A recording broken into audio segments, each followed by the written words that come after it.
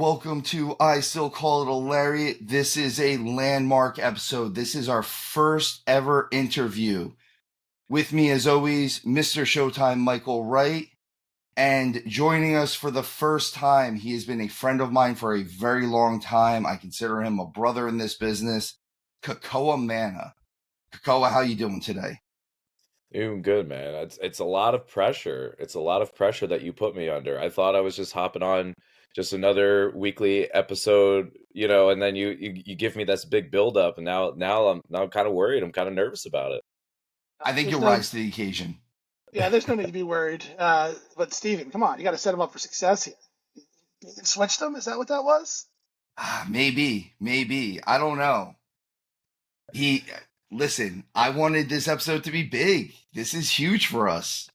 This is the Well, first I time appreciate. 21 episodes, and we're doing an interview for the first time. Well, I appreciate you both for having me. Really do. Of course. And you know what? Of We're just here to have fun, to be honest with you. So we were looking for a cool conversation. We were trying to think about who the first person we wanted to talk to. And Steve kind of brought your name up right away. He thought we could have like a really cool, just relaxing, good conversation, dig into the wrestling world, kind of your background, what you see out there. You're doing a ton of stuff. You have a great wrestling career. You have your own school. So we figured this could be something that our listeners don't really get an experience behind the curtain all that much. Yeah, and I think something that's been happening, in the tenure that the school's been open is a lot of people have been coming through our wrestling school, which is House of Champions. For anybody that doesn't know, we're located in the Orlando area of Florida. What a lot of people have been kind of learning about of House of Champions is it's a one of a kind performance center on top of it overall. Like it's a facility that nobody has ever seen. We literally have people from WWE, NXT, AEW that come to our facility specifically because they're like, man, this is kind of nicer than the performance center. Um, it's up there, and it's insane to talk about. And it sounds like for anybody that's listening to this, it might sound like we're being like I'm embellishing it, to a point. And you're like, brother, go to our website, go to our Instagram, go to our social medias, and go and check it out, because there's no other wrestling school that has a full gym, a recovery area, infrared sauna, tons of foam rollers, tens units, Normatec sleeves for your legs, a cold plunge, like a 20 by 20 real rope ring, and then on top of it we're adding a second 20 by 20 ring next month. That's already ordered and it's getting shipped out. Like, this facility is insane, and we're almost like outgrowing it already. But just to go back to what you were saying about just having a conversation, it's been insane for the past year how many people have come through our doors and then realized that I believe, and I firmly stand on, that we are what the wrestling business needs when it comes to training the next generation, taking what worked in the old school way, transitioning with how the business has transitioned into what it is today, and having a good grasp on that, and then being able to make sure that we're setting people up for success. Because, as Steve knows, and obviously, my apologies, I'm not too familiar with your background, Mike, but I mean, a lot of schools don't set you up for any type of success. They come in, they take your money, they go, here's, do this bump, do this roll. Okay, we taught you how to wrestle. Okay, go have fun. And then they kind of ship you off. But we do something completely different, which is something that I'm really proud of. I agree. I've been to the school. It is gorgeous, and I've been to some crap training locations. I've been to some crap shows. Me and you have been Mhm. on them together, man. Yeah. The school is gorgeous. It's literally a beautiful training facility. And like you said, you have the recovery stuff, things you don't see normally, honestly, outside of what maybe WWE's Performance Center. Truthfully, Yeah. that's And that's the only other performance center I can think of that has all the things that you provide at your training facility. yeah, it's insane to Which, I mean, kind of that's go. holding you in pretty high regard. Yeah. It's just been insane to like have people come through our doors and we're like, this is everything that's offered within your membership benefits. And then even more, just another, something to me that's crazy to think about is, we have normal operating hours. Like, we're a normal operating business. We're not just a wrestling school that opens their doors, they turn the lights on when it's training time, and then they turn them off at the end of the night. Like, we're open 9 a.m. to 9 p.m. Monday, Tuesday, and Thursday. We're open for half days on Wednesdays and Fridays. So, like, if the facility's open, like, it's yours. If the ring is not being used, if you're a member, you have unlimited ring access. Like, That's imagine awesome. how much work that you're able to do and to prepare and be the best version of yourself that you can be when you have a ring that is available to you 5 days a week at your disposal. That is absolutely insane to think about. That is absolutely insane. That is actually really cool. I didn't even know that you guys were open like that. That's awesome though. Yeah, Monday, You're Tuesday, actually Thursday. you're I'm basically there for the full 40 hours. I get 12. Well, and even like our training ends at 9 p.m. on Monday and Tuesday. Oh, and Thursday also, but like we end at 9. I don't get out of there till like 9:30, 10 o'clock, because a lot of times we just, sit around and bullshit, or we go over time a little bit because we're just having fun training, like, whatever the case may be. So yeah, there's days I'm there for literally 13 hours. But I mean, at least you're loving it, right? Like Dude. this is something I've watched you train. I've watched you do your head trainer job, and you clearly love what you're doing. Oh, 100%. Um, I just love strategizing, and I love getting people to understand what we do and why we do it. I feel like too many wrestling schools on top of it just kind of go like, this is what we do. And then when kids get out of school and then they go and do matches, and then someone comes up to them and they're like, hey, why did you do this move? Or why did you sell this way? Why did you do this? Whatever. And they just go, I don't know. That's how I was trained. And I was like, well, then you weren't trained right, because you don't know the why. You have to understand what we're doing. And that's Yeah. what I enjoy the most, is getting people to understand the why. I feel like that's where you, me, and Mike all kind of agree on. Like, there's a lot of times I know Michael during the shows likes to talk about the rules of wrestling, Mm-hmm. and you do certain things for certain reasons. Like, you can go outside of perimeters if they've never been set, but he always I know he likes to bring up like Captain America. Okay, Captain America lifting a heavy boulder isn't surprising because he's super strong. But if all of a sudden Captain America started flying, well, that's not something he does. So Mm-hmm. if you live outside of your rule set, all of a sudden now everything seems weird. So kind of to go along with what you said is the why of what you do things. It definitely works into that. And again, it works into, I feel like, maintaining your character and maintaining what you think your character should be. A powerful life lesson, regardless where you are as well. It's something where, particularly when you're working with some younger talent, younger people outside the wrestling ring, while you're doing anything you're doing, like a lot of people do a lot of those things just because it felt right, or I did this because it was in front of me. But like really breaking that down on what your why is, and what, like, kind of putting that label behind what your next step is, either in the ring or in your life, or even developing your character, whatever ended up being. It's incredibly important, and it really makes everything better at the end of the day. Yeah, there's a quote that I love telling my kids, because I think that the majority of people that get trained to be wrestlers, they think that everything revolves around the moves and the action that's in the ring. And I tell them pretty much every day, that you have to think of it in another manner. We are not like, if so we do, we do our live student shows on YouTube. Excuse me. Um, I'm saying, like, we're not a wrestling show that does YouTube. We're a YouTube show that does wrestling. So you have to think about the moments first. You have to think about the story. You have to think about the camera angles, the shots, like why we're doing things in a certain way. Like, those are the important parts, because then that will translate to the wrestling, and why you wrestle the way that you do, because you have animosity, you have, build up, storylines, whatever the case is. A prime example of that was not the student show that we actually did last night. It was last month.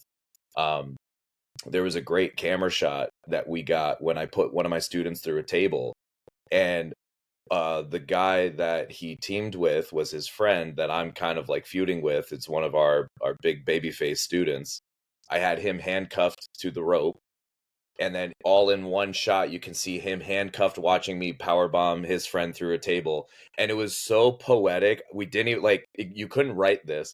The table was pretty old. I bought it off like Facebook Market like 5-6 years ago, and I've been holding on to it because we were going to use it for another table spot at another show. We ended up only using one of the tables and not two. So I was like, well, I'm going to hold on to this table and I'll use it at some point. Well, we finally did. The table was so damn old. When I put him through the table, just a cloud of dust comes off the table, and everyone was like, oh my God, the dust was a paid actor. Like the dust was planned.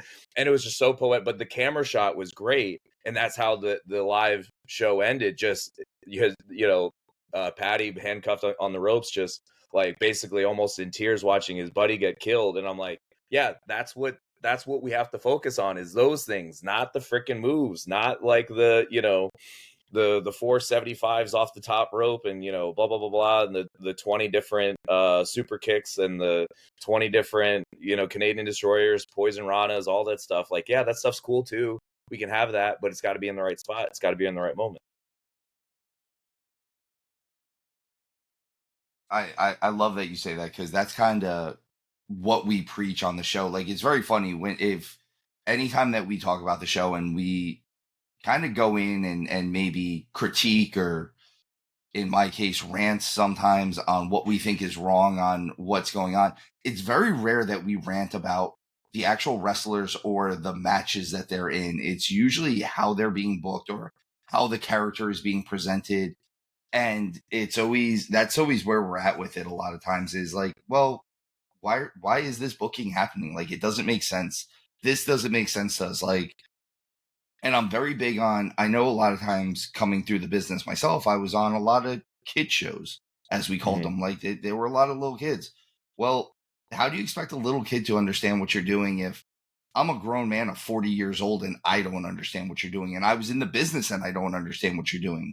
So I always kind of give that, like, it has to make sense. It has to have the right moment, like you said, and it feeds a little bit more into that. Like, like, basically we're just agreeing with everything you said. Basically, I love everything that you're saying, which I appreciate.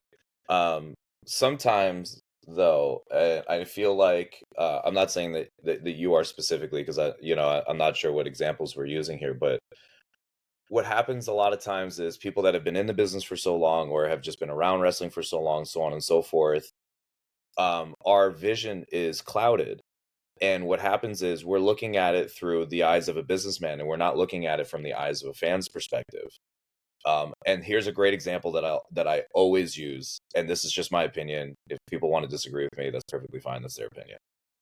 I know that people within the business would get so incredibly angry every single time that a company would put out a poster for their show, and they would put, like, for myself example, as seen on WWE Raw, as seen on Superstars, as seen on this or whatever, and they put it on the poster, and people within the business get angry as hell because they're like, why would you even put that? They think that we're trying to boast, like, oh, that Kekoa did extra work, or that this guy did extra work. Oh, he got squashed on Raw in 2 seconds against Umaga. Like, who cares, right? From the business perspective, you're looking at it as, who freaking cares? They weren't contracted. They weren't, like, you're trying to make them bigger than what they are.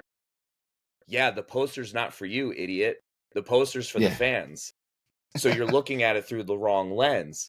If a dad who only knows that his son watches WWE walks by a grocery store and sees a poster and sees local wrestling show as seen on WWE, and they go, oh, cool, my son watches WWE. I'd like to take my son to this local indie show.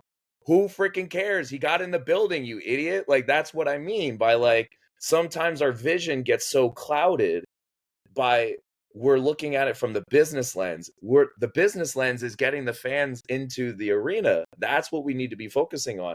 So all of these other things that we look at, when someone's getting pushed more than somebody else, why is this happening? And we sit here and we get angry about it, and we're like, why is this happening? Why is this happening? There is a gazillion reasons why this is happening or that is happening, why something was changed, so on and so forth. And the only people that are ever going to know that are the ones that are behind that curtain on that television show. And I think a lot of people, not saying you guys, but I think a lot of people on the internet specifically, because you see it on Facebook all the time, and they go on and they just go, I just don't fucking understand this. Like, why are they doing this? I'm like, first off, why are you getting angry about it? It's not your job. They're not paying you, right? It's like, calm down, like, relax. It's just a TV show. And I was like, second, did you see like what their merch sales were? Did you see that maybe there was a higher rating maybe in their segment the previous week? So then they're getting more time than maybe somebody else who's been dramatically like low in the ratings during their segments. Like, who freaking knows? Who knows? Right?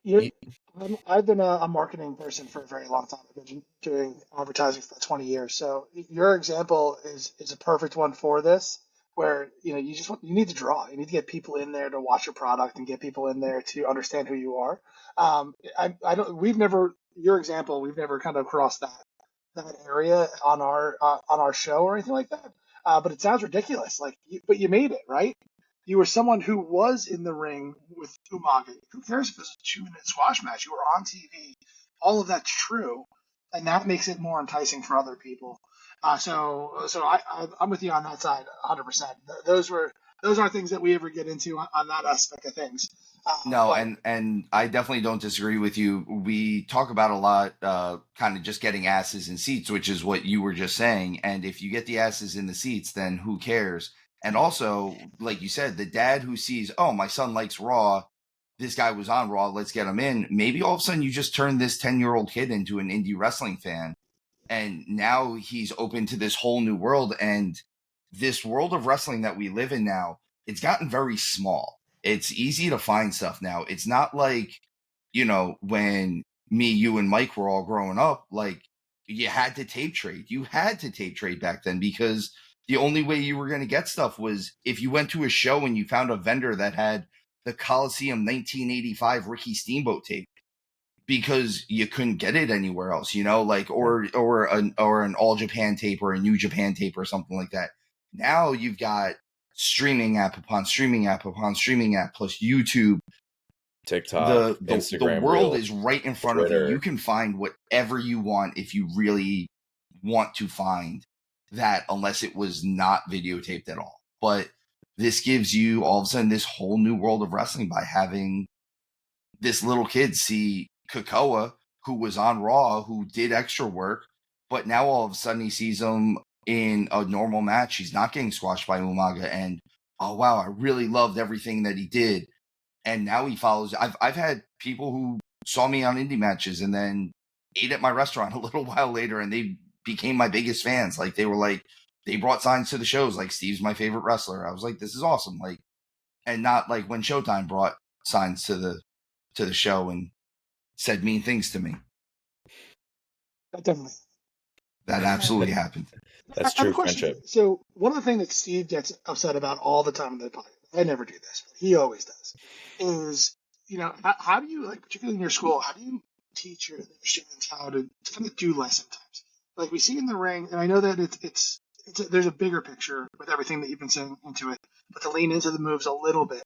How do you get them to stop doing like a triple flip to like poke somebody in the eye? Or like kind of like rein some of that stuff in where it doesn't make sense with that ring psychology, but where it keeps it more concise and keeps people in the moment rather than pull them out. Like, is there anything that you do that kind of helps people with some of those issues that he freaks out about all the time?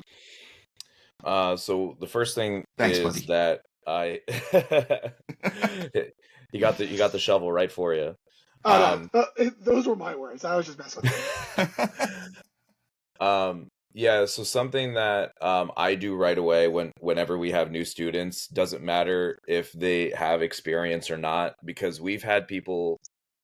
I have students for my school that have been wrestling for 10 years, 8 years, 6 years, and they come in with an open mind and go, okay, like I'm gonna trust this guy's process and just see what it does for me, right? And if they end up reverting back to however they want to do their style, like that's up to them. It's at the end of the day, I just have to give them the guidance. It's up to them.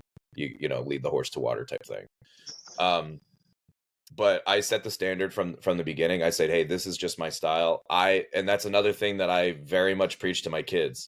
I think a lot of schools don't acknowledge other flavors of ice cream. As we always say, for those that don't know that's listening, what the term flavors of ice cream is essentially saying that there is ice cream out there.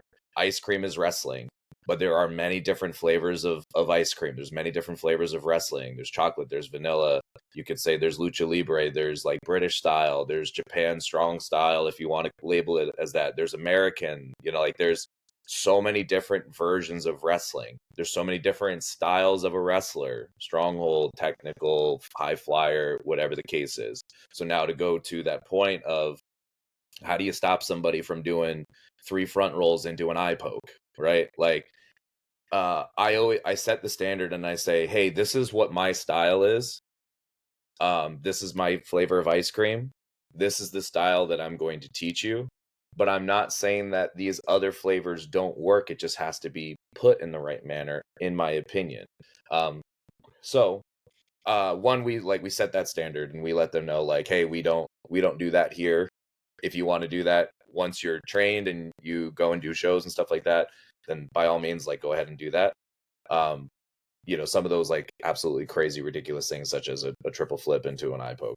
But also then in that regard, right? Like if you watched our live show yesterday, we had an actual human sloth, like in a person in a whole sloth outfit come out and actually have a match, and the sloth won, right? So like, but there is that flavor, right? There is that comic relief of wrestling, but we have to do it in the right way. So it's literally like the sloth came out, he was the surprise opponent for this guy we're getting his talk show segment over, right? So we get to open the show with the talk segment.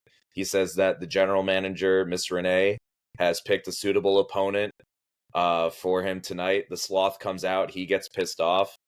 He starts bashing one of our other students, says he's going to beat the sloth faster than this other guy debuted last week. He keeps talking trash about that student. That student ends up coming out to defend himself, like, oh, you want to talk crap? So then the heel goes to try to swing at him. The babyface ends up getting his finisher on him.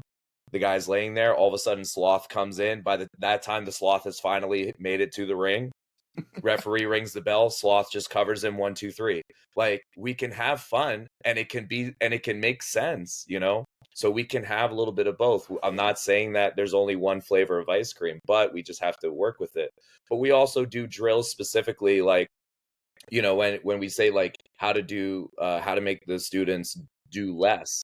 So we actually have a drill, we call it the heat drill, where we just have somebody just cut the other person off that they're wrestling, right? So they just start beating them up. And we say, okay, you have to let them have 2 hope spots, right? So it makes it seem like they're coming back, and then you'll just beat them back down.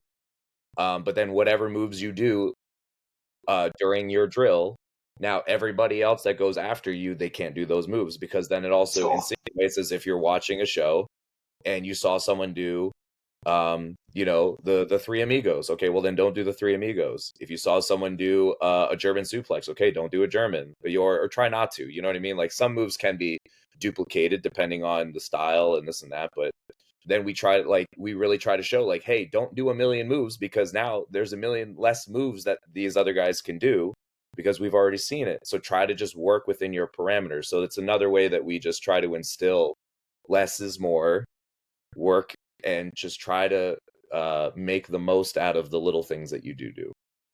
That drill is incredibly important, because if you watch any of the major promotions right now, I feel like every single week you see a really unique spot that you really hadn't seen any before, and then 2 matches later you see it again. And like that's one of those things, being too close to the business drives me nuts. I'm sure if you're a fan, you might not notice it. I'm like, that was so unique, and I popped for it the first time. Mm-hmm. But then you did it again. You completely lost me on that front. Yep, 100%.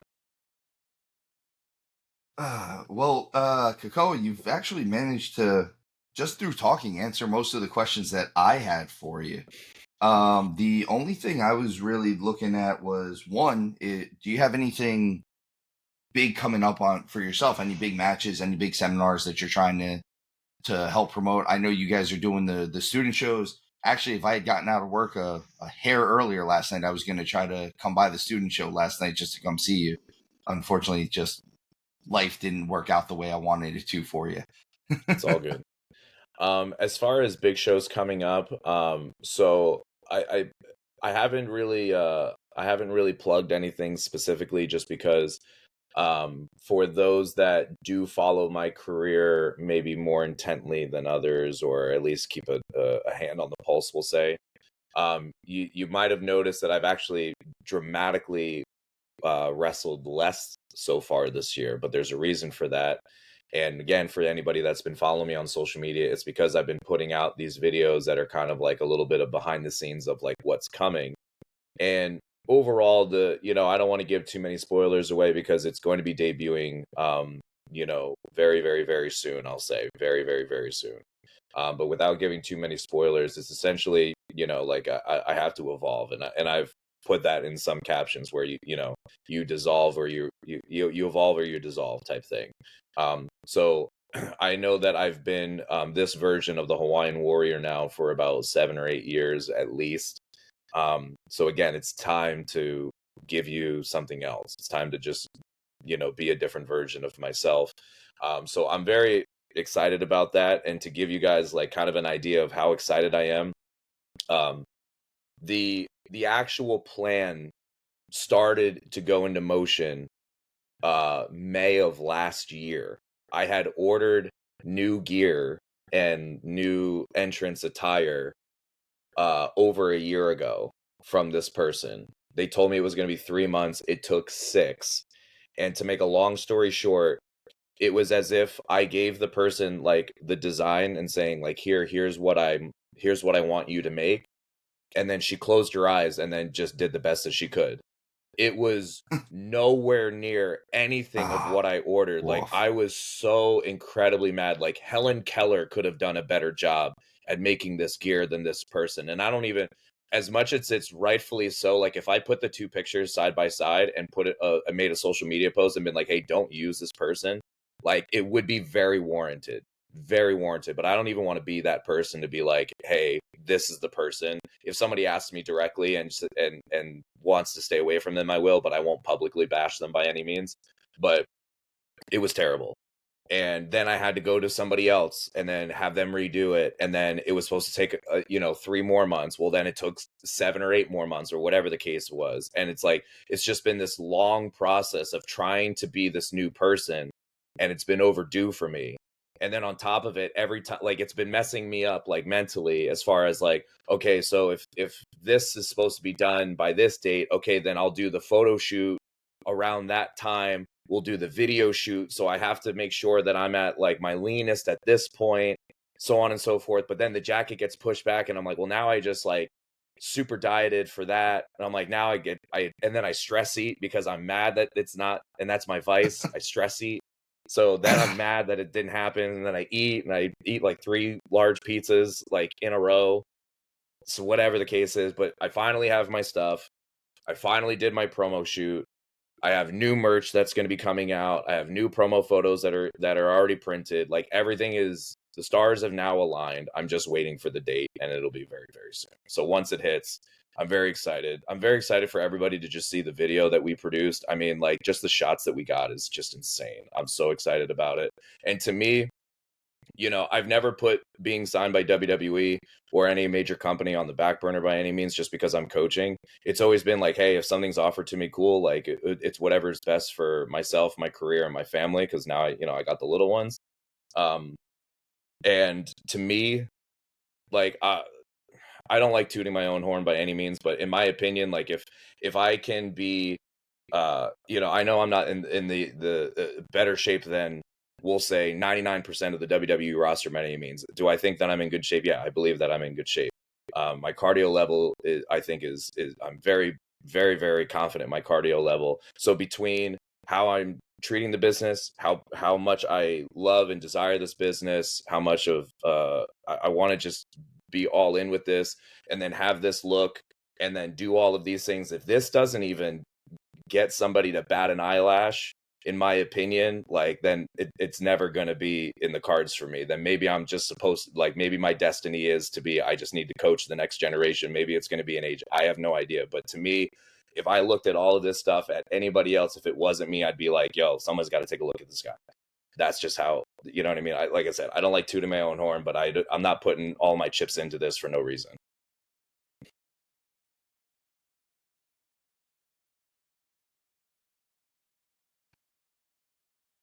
So, Well, you might not want to toot your own horn, but I couldn't tell you how excited I am for this. This sounds great, and I'll be paying attention to it for when you reveal it. We obviously won't push you to give us any more than you already have, but this all sounds really exciting, and good luck. I hope that people bring you up, and make sure you send us the package, everything that you kind of put together, the promo you cut, or however it comes to life, and we'll make sure we get it out to everyone we can as well. we will absolutely reshare and retweet and repost on TikTok and everything. I'm a grown man who's learning TikTok. It's weird, but I will also toot the horn for you. So again, I've known you for a very long time, and one of the things that I've always noticed about you is you were actually the first wrestler that I'd probably seen on the indies who showed up for, if no other way I could say it, dressed as a champion. You were the one who I remember showing up to, I believe it was a New Moon show, dressed in a suit and tie, and I was like, oh man, like that, like you look great. Like, you cutting a promo or anything? And you were like, no, I just showing up how I think that we should be. If this is how I'm supposed to be dressing for WWE, then this is probably how I should be dressing, even showing up to this. And I remember it struck a chord in me then, and I started doing it because of you.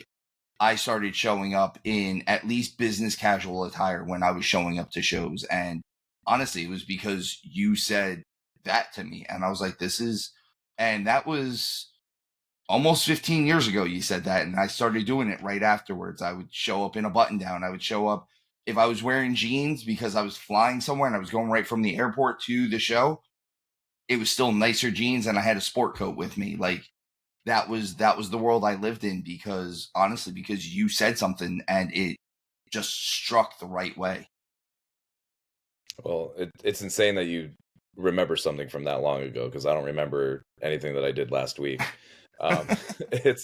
So I appreciate that. I really do. And I still, I definitely still dress as well as I can. Obviously, like with me now living in Florida and doing shows primarily up north, I definitely wrestle in Florida. Not as much as, we'll say, the Florida indie scene, because if for anybody that isn't familiar with the Florida indie scene, if you've seen one poster, you've probably seen every Florida wrestler, on that show, because like the talent, it's like the talent just like travels together. Like it's this weird thing, and you can, and they like, really do.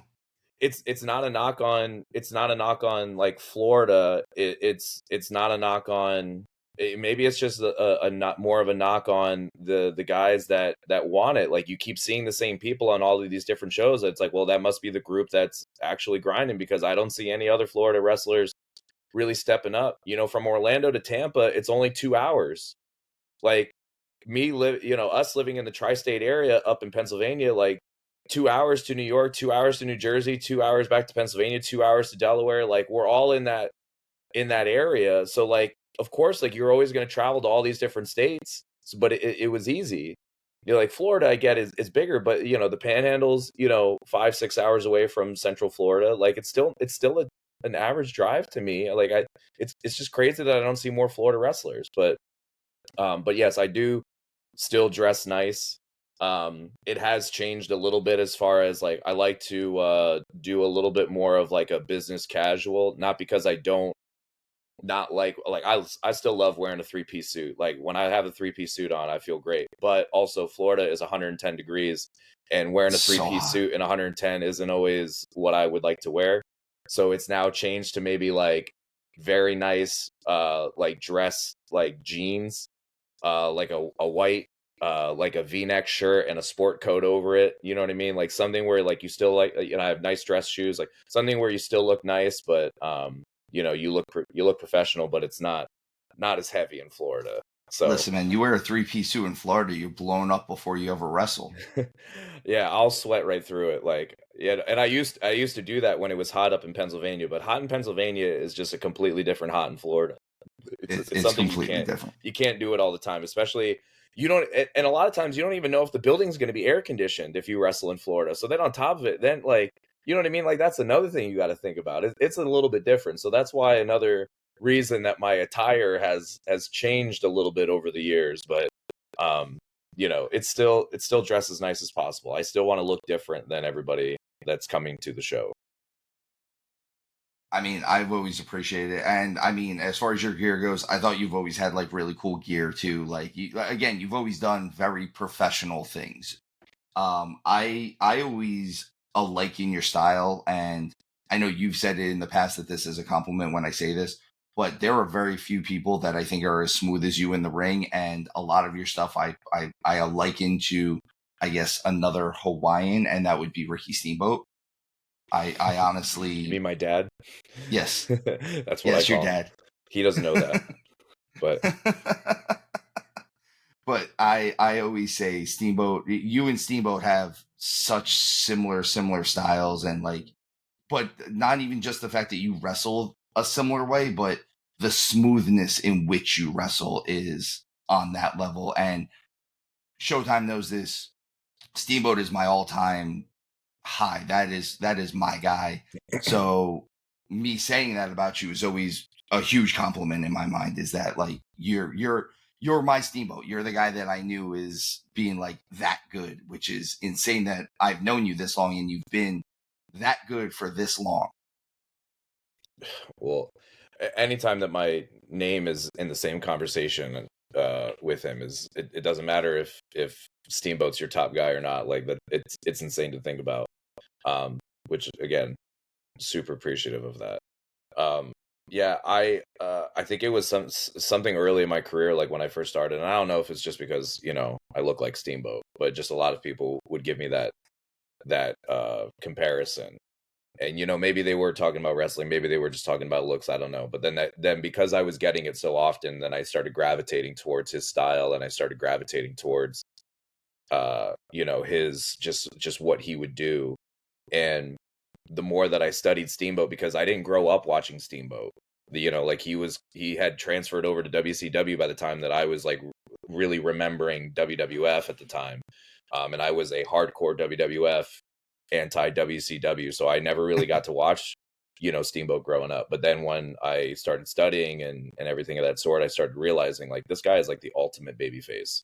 Like you can't hate this guy. It's impossible. And I was like, okay, well now I got to figure out like why that is if I wanted to replicate that. And I feel like I've gotten a good handle on how to connect with an audience in those manners. But what's really helped is the mere fact that I've gotten to work with Steamboat so many times. My very first match on WWE, he was my agent. And at one point, he talked to me for like 45 minutes on how to be a good babyface. And to be quite honest, 100% honesty, don't remember a damn word he told me, because the entire 45 minutes, I was just like, what is my life right now? Like, Yeah, like I'm you're at just I'm at gushing. WWE. Like it wasn't like marking out. It was just like me having like a full circle moment of like, how the fuck did I get here? Like, Yeah. what is life right now? Like, I know I'm just getting killed on TV and, you know, in a couple hours, but like, holy crap, I'm wrestling for WWE and Steamboat is talking to me about how to be a good babyface, which at that time when like seminars were so important because we didn't have YouTube and TikTok and people like giving away their secrets and stuff like that. I was like, I would have to pay hundreds of dollars to listen to this man right now, and I'm getting paid to listen to him. Like, this is insane to me. So much so then after that, and then me like again kind of coming full circle after, and I'm like, I don't remember a damn thing he said because I was just so in the moment. So then the next time I saw him, I was wrestling for WWE again. It just so happened he was doing a tribute to the troops. He was doing like some PR work for the company, and I saw him in catering, and the rule kind of is like, don't bother people in catering, they're eating. And me being complete opposite, because I'm like, I only get to see this man once in however many years. Like, and this is the person that I'm emulating. I have to ask him questions. Like, I have to sit down and be like, because he was also sitting by himself. It's not like he was sitting and having conversations with everyone, and I'm just like, fuck it, I'm gonna interrupt him. It was me going like, he's not on his phone. He's eating. I could be bothering him, but I also want to ask him questions. If he tells me to go F myself and go sit somewhere else, cool. But I don't think he's gonna do that. So I literally, like, I pulled up a chair and I was like, hello, sir. I'm not sure if you remember me, but I'm like, I just have a million questions for you. I'm like, I just want to learn as much as I can because I only get to see you so often. And I don't know if he appreciated that or what, but he talked to me. And it was just awesome to kind of go through and just ask him questions like, and this time I did remember, because now I'm like, I have to take advantage of this. I have to remember. So I remember asking him, like, what do you think that baby faces don't do anymore that was so important when you were wrestling and when you were active? And he said a lot of baby faces, when they're in submission holds, they fight to get to the ropes. He goes, it's the easy way out. Baby faces should fight out of holds, and they should never go for the rope. They should be stronger. And I went, all right, fair point. I got his viewpoint. I'm not saying that I disagreed with it, because I was like, well, also, like, if you have this hold and this hold is going to break your ankle, like if you're in an ankle lock and I'm right next to the ropes, like, why wouldn't I grab it? You know what I mean? To like try to get out of this hold. Like, you could dive into it all day, but I was like, I completely understood his point. I was like, that was great advice.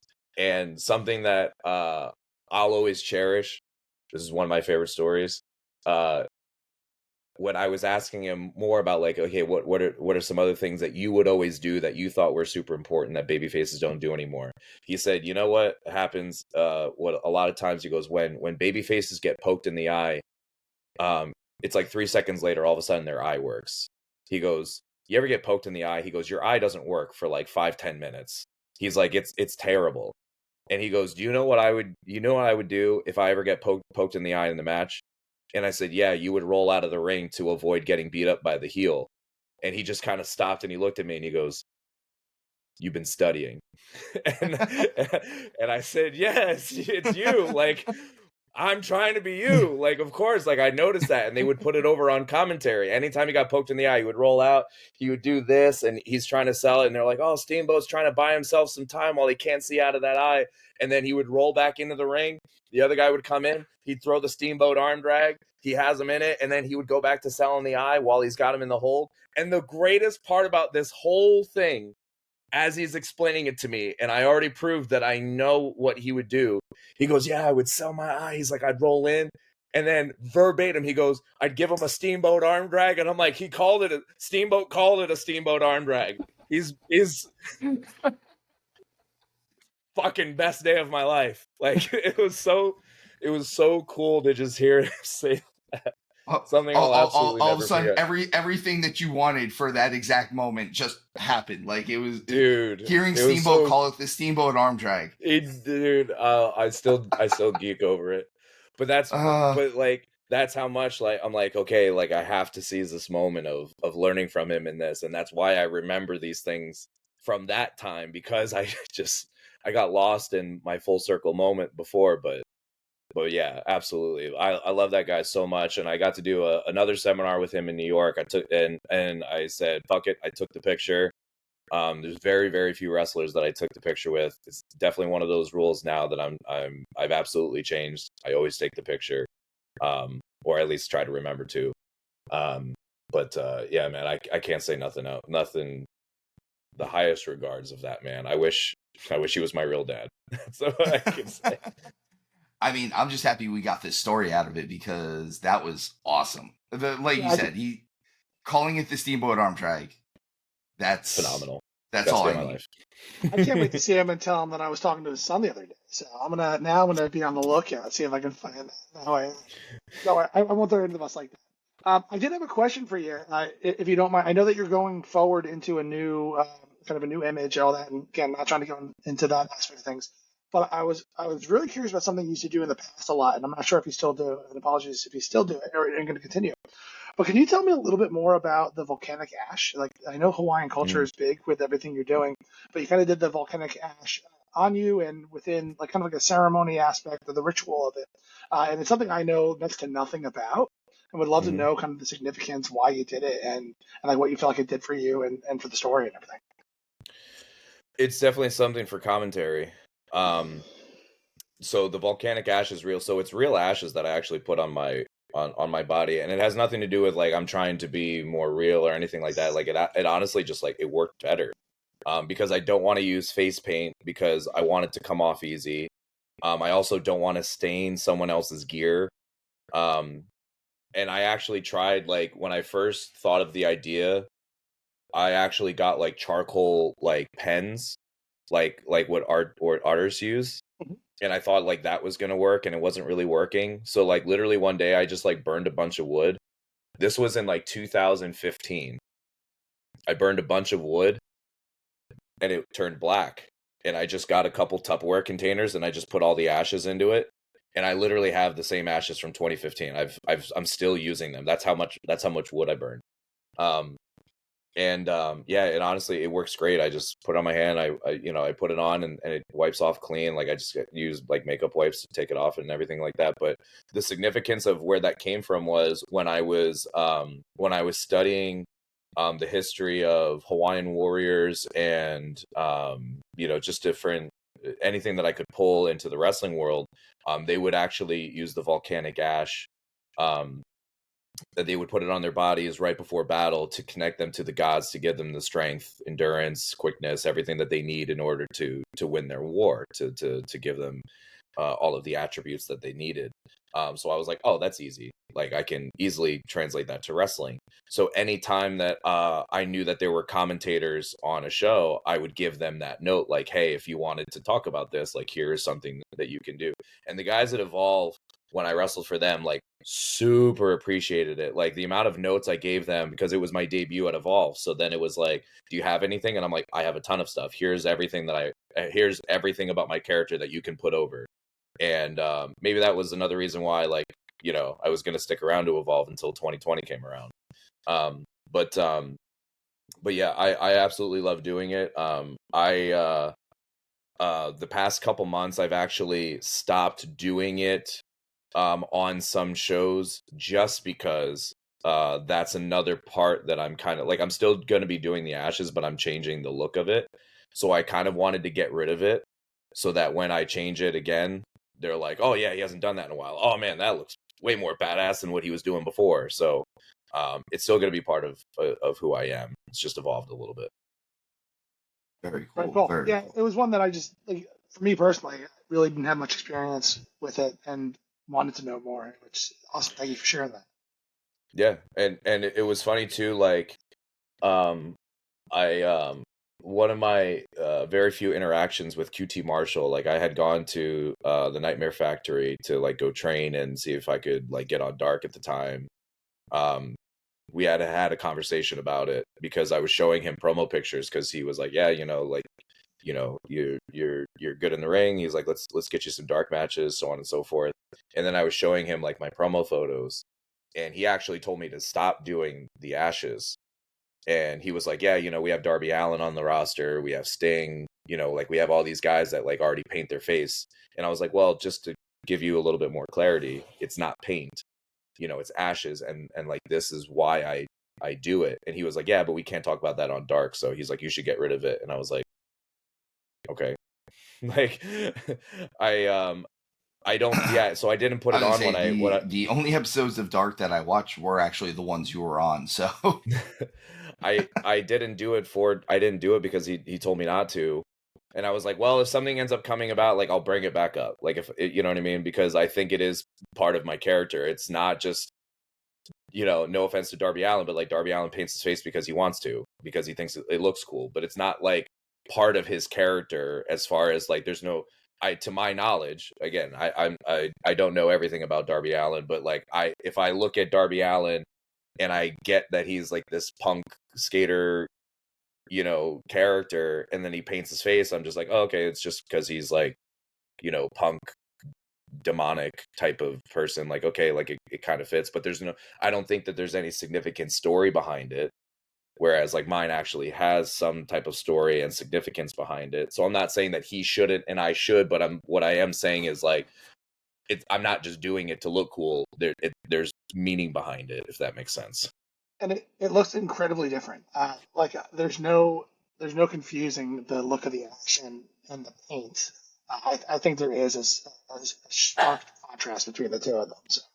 Yeah, I disagreed in the moment, but I'm also, who am I supposed to, I'm not gonna verbally, say like, no, I'm gonna do it anyway. Like, well, then I'm not gonna be on dark, So Yeah. you do your job and you bring it back up later. Mm-hmm. One of the other questions we talk a lot about legacy on how wrestlers want to leave a legacy behind them, and I know that you're in the middle of all of it, but between being a wrestler and having your own school, like where do you see your legacy going? What do you want people to think back and remember about you when we're talking about you in 15, 20 years? I don't know, because like I do, but I don't, because and the reason that I say that I do that I don't is because one, like, I'm nowhere near the end of my career. Like I'm about to turn 37 years old, and I think a lot of people, and I'm sure that Steve could vouch for this also. When we were coming up and we would hear someone 37, we would go like, "Oh man, like that sounds like you're at the end of your career." But what I think is being proven right now is people are making their careers and they're at the peak of their careers at 42, 43. You know what I mean? So now think about it. If you're 42 years old, 43 years old, and you've now like made it to the main roster of WWE, and now you're building, you can get a solid 10 years out of that guy by 50, 50, 51, 52 if they stay healthy. Like getting a solid 5-year career out of that is insane to think about. Like we get lost in time of WWE and just wrestling in general and life in general of how fast time goes, or how long things seem. Like I feel like everyone felt that once Roman Reigns finally lost his title, and then we kind of looked back and like, has it been 4 years? Like, you know what I mean? Like it's insane to think about. So I'm nowhere near the end of my career, so I don't know where like my legacy kind of falls under, because I don't know what the future holds for me. So that's why that's the part like I don't know. But I think the part that I do that I do care about as far as like my legacy, I think it kind of falls under like something that gives me so much joy, and something that I'm most proud of is, when guys like Steve bring up something that I said to them 15 years ago, and I don't remember, because I think I like being and I'm not saying I'm an inspiration for Steve by any means, but like I like being an inspiration for people, and to have someone to look at and go like, I want to be like that guy, or I want to do this like that guy, because I really didn't have that growing up. So I like being that symbol for somebody else and holding myself to that regard. But again, I think, just the impact that I've made to people, whether small or big, I think like that's the stuff that I'm most proud of, when people tell me stories that like I absolutely don't remember, because I thought it was just like another day at the office for me, but it was something significant for them. As long as I have that, as long as like, my girls, if I were to pass suddenly, or an accident were to happen, as long as my girls know, I loved them and they had a great dad, and, like I was a family man, because I didn't have the family man, growing up as well, like just being everything that I didn't have, and being the good in the world that I wanted to be. That's all I care about. That's awesome. That is absolutely awesome. I mean, I mean, it's kind of the best answer we could have asked for at this point. One of the things it's funny that you brought up like something I said that you said to me like 15 years ago. I always appreciated from you. Well, me and you were kind of the younger guys out of the four of them, or the four of us, I guess it would be. So you were definitely ingrained a little bit more, but I always appreciate that you, Damian Dragon, and Matt Saigon always kind of took me in as the other little brother in the case, because I always felt like me and you were like the little brothers in this case. Like Dragon had been doing this for ever. It felt like, Yeah. you know, and then Saigon still felt like, even though he was probably about the same age as us, it still felt like he was the older brother in this case. So I always appreciated that, like back then, somehow I got ingratiated into the little brother syndrome in that. So again, that's one of those things. If you're ever looking about legacy, man, like I always remember how you guys treated me. Like, and as far as being a professional, I know me and Mike always talk about how different guys, when we came into the business, sometimes they didn't have to be nice to us, and they were. And that's I always felt like you always showed a level of respect to everyone in the business. So as far as legacy goes, I think that's one of those things where some of these younger wrestlers, when they're seeing you at a show and you just go out of your way like you do, I think that's huge on your part. Where I know it was big with us, with different guys who had, there was no reason they needed to talk to us, and they did. And it honestly, it influenced my career. It influenced how I related to other people, even outside of the wrestling world. So I as far as your legacy within the wrestling world with people who know you, I think that's huge for you, man. It's not overwhelming is not maybe that is the word. It's just crazy to think about. Um, it's this fall will be my 18th year in the business now. 18 active years of wrestling. And I'm kind of like looking at it as like how the heck have I been wrestling my career as an adult now? I just don't know where time goes, and I don't know how things change and this and that. And part of that to go into like this difference and everything of that sort. I'm now getting messages from people around the Florida scene where they just randomly hit me up and they're like, this is the situation that I'm going through and I need advice. And I'm like, don't even know how I got here. Like, um, and I'll also tell a lot of people, like, I've made a gazillion mistakes over my career. And as much as you have had the like a positive side of it, and you're like, hey, he's always been nice to me. There's some people that, unfortunately, like I didn't have positive interactions with. And I've tried my best to like, right my wrongs and everything of that sort. And I've tried to have conversations with people about those things and just kind of like, clear the way and everything of that sort. But something that I'm trying to pass to my kids so much is, just don't make the same mistakes that I did, because that's another thing too about, how I've said, like, I want to leave that legacy behind of like just being that image for people that like I didn't have a lot of times when I was coming up in the business. Like I just didn't have somebody of that, we'll say veteran status, take me under their wing and go like, hey, you said this, like go apologize, or hey, you did this, like you don't do that, and this is why. Like I never had that guidance. And a lot of, I'm not saying that it hurt my career by any means, but like I just wish I had somebody else like that can be like, just be honest with me and be brutally honest with me to the point that it would have, kicked my ass, and then, I go and do what I need to do. And so that's another reason why, like, I am fortunate that I am in the position that I am now, and that people are reaching out to me and they feel comfortable with me.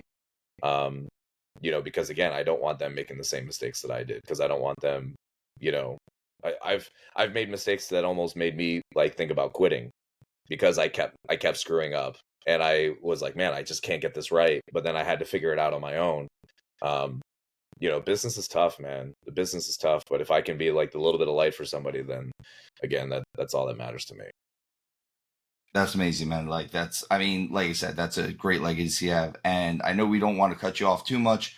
Me and Showtime were kind of sidebarring a little bit, and we were saying, just to give you a couple more minutes, just if there's anything you want to promote, or House of Champions, Work Rate Entertainment, anything, you just want to take the floor for a few minutes to end things off, man. We really appreciate everything that you've done as far as coming on the show, all the information that you've given us.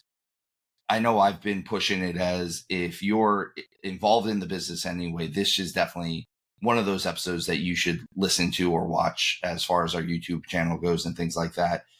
I mean, you're the head trainer of what I consider a very, very reputable school here in Central Florida, which is, again, a hotbed for wrestling. So, Kekoa, the floor is yours. If there's anything you want to promote, your new, I know you didn't want to go too far into your new gimmick, but if there's a point where you think you're debuting your new gimmick or but it's coming, if you want to just push more House of Champions stuff. By the way, if anyone wants to buy House of Champions gear, it is awesome looking. I do have a hat. It's white. I wear it to work out. It's probably not the best hat to wear to work out, but I still wear it. So I'll even do this for you. But the floor is yours, sir. We will build more anticipation, right? So I'm going to send you a couple pictures of what's coming on your Facebook Messenger, and then you can forward over to Mike there. But I want you to take a look on while we're recording. Go take a look at it, and then you tell me if I've overhyped it or not. Oh no, this is a blind reaction. I love that. Yeah, it's a blind reaction. I love this. Oh, this is don't leave me hanging.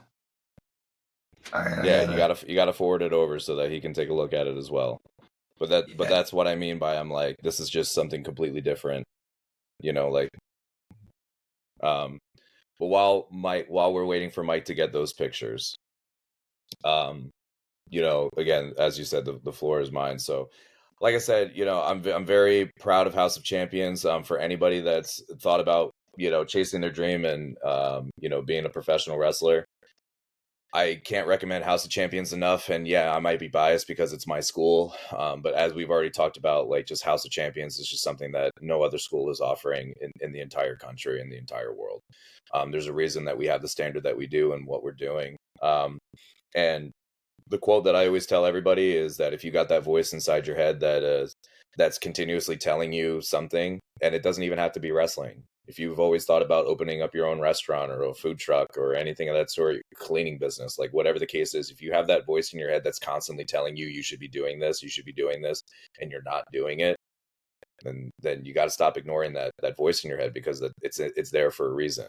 And if wrestling is that voice for you, then you got to go chase it, because the last thing that you ever want to do is leave this earth with any type of regret. If you've ever read any type of article from hospice nurses about the top 5 things that everyone always regrets, or that people would change about their life, number 1 is regret. Everyone it gets to the end of their run, and they have regret about either they worked too hard, they didn't spend enough time with their family, they didn't chase the dream that they always wanted to, and they always wish, or they wondered what would have their life looked like if they did. They took the safe job, so on and so forth.